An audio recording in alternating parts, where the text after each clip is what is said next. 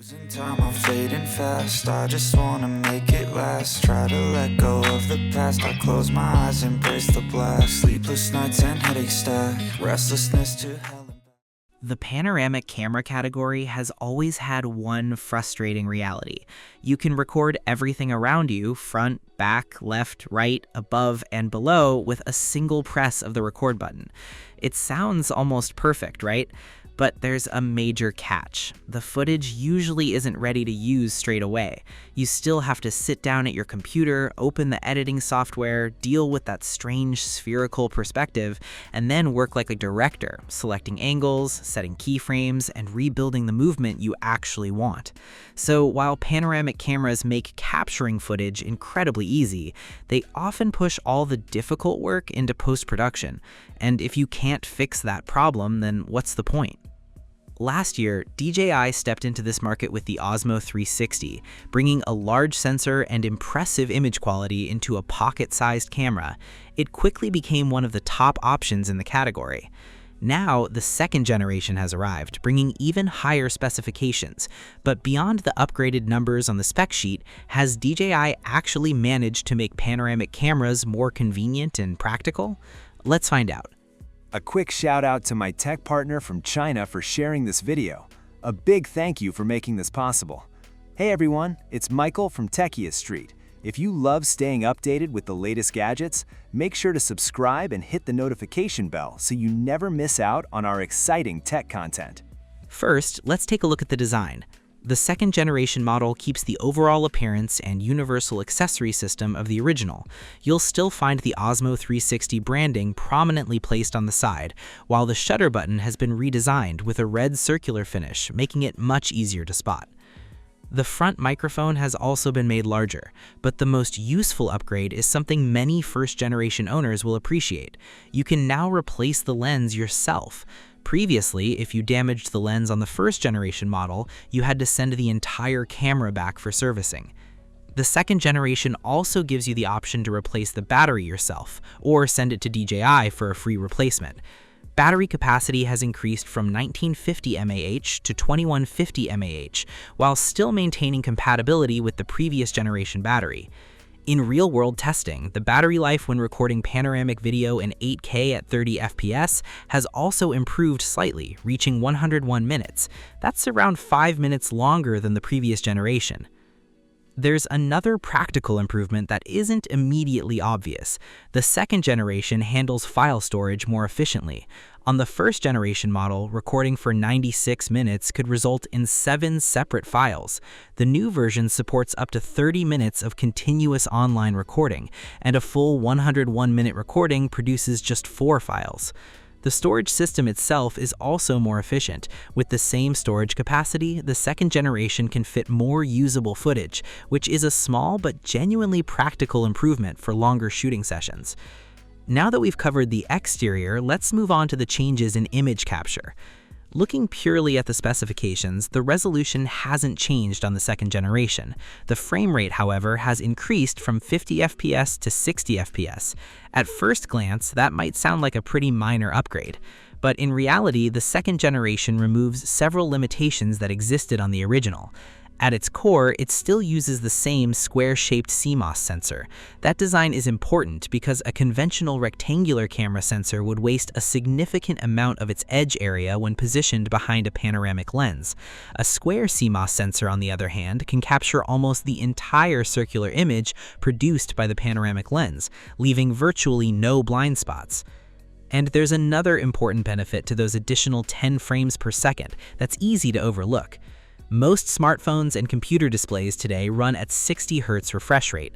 With native 60 FPS footage, every frame can line up directly with the display refresh cycle on a one-to-one basis.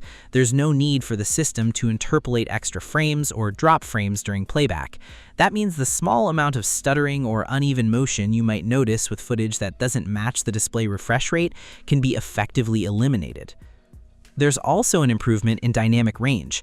When shooting 8K at 30 FPS in the standard color mode, the second generation reaches up to 14.5 stops of dynamic range, which allows highlights and shadows to transition more naturally, especially when you're shooting scenes with strong differences between bright and dark areas. If you're not recording fast-moving action, this mode is definitely worth using more often. And when it comes to shooting at night, the second generation introduces the new Super Night Scene 2.0 mode, which supports 8K at 60 FPS. Compared with the previous model, noise is better controlled and the overall image looks cleaner and more refined. And if slow motion footage is your thing, there's plenty to play with here as well. The camera itself can natively shoot up to 4K at 240 FPS, but if you're using a Mac powered by an M-series chip, AI processing can generate up to 8x slow motion, which theoretically allows you to produce 4K footage at an incredible 1920 FPS. Traditionally, the idea behind panoramic cameras was pretty simple. Capture absolutely everything first, then let you take over as the director during editing.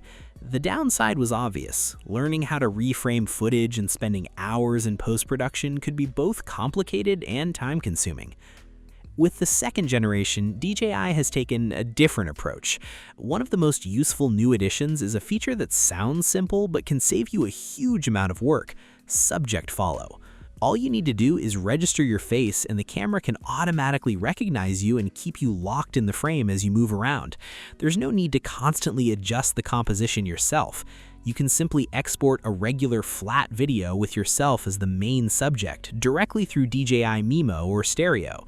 For everyday recording, this can cover almost every situation you're likely to encounter.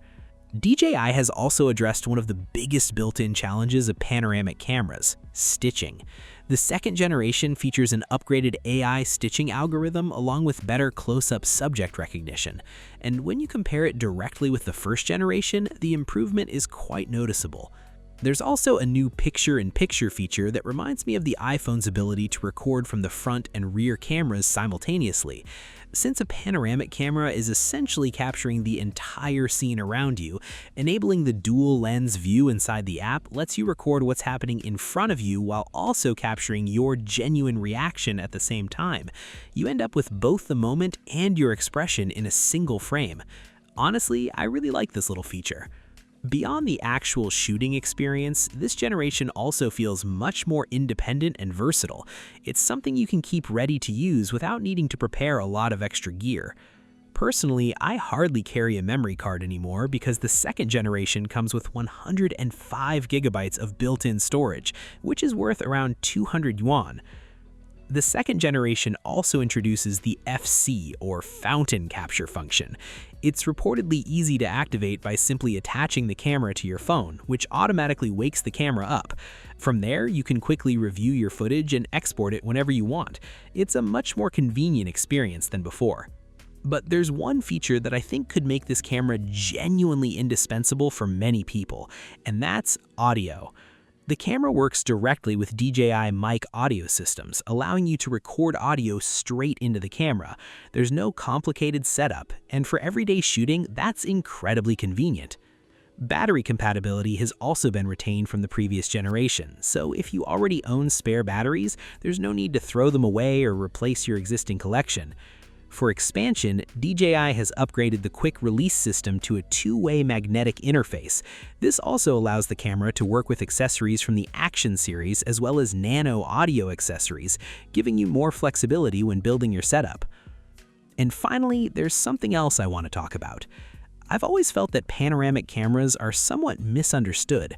Whenever people discuss 360-degree cameras, the conversation usually revolves around recording everything around you and deciding on the framing later. It almost feels like the entire purpose is simply to capture more of the world. But after using 2 generations of this technology, my perspective has changed. With a traditional camera, the moment you press the shutter, you need to have already decided how you want the shot to look.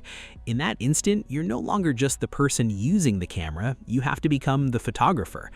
The original idea behind panoramic cameras was supposed to free you from that pressure.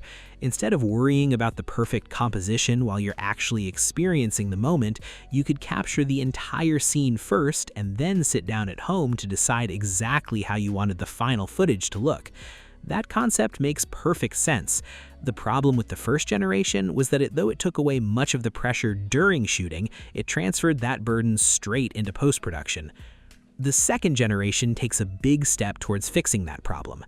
In China, the base version of the DJI Osmo 362 starts at 3,299 yuan, which is roughly 362 pounds in the UK or around $483 in the US. And that's it for this video. Thanks for watching, and I'll see you in the next one. Bye!